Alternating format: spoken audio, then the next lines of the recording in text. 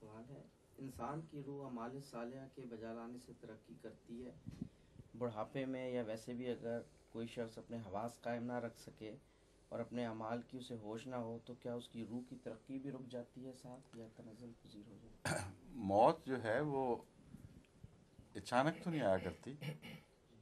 بعض اچانک بھی آ جاتی ہے، مگر موت رفتہ رفتہ واقع ہوتی ہے، اور جہاں موت واقع ہو گئی وہاں اس حصے میں ترقی رک گئی، لیکن اس سے پہلے کی جو ترقی ہے روح کی وہ تو اپنی جگہ قائم رہے گی۔ ہر شعبے میں انسان اپنی فزیکل زندگی میں، اپنی مادی زندگی میں بھی جانتا ہے کہ اس کی آنکھیں جب تک صحت مند تھیں انہوں نے کچھ کمایا، وہ تو یاد پہ نقش رہتا ہے نا، اگر وہ اچانک اندھا ہو جائے تو پھر وہ سب یادیں تو نہیں مٹ جاتی کیونکہ یہ اندھا ہو گیا ہے۔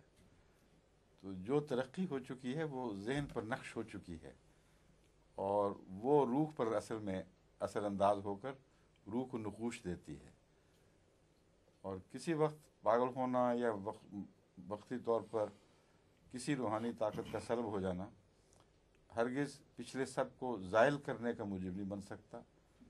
سوائے اس کے کہ ایسا گناہ ہو جس کے نزدیک اللہ تعالیٰ فیصلہ کرے کہ اس کی سب نیکیاں زائل، وہ بالکل الگ مضمون ہے۔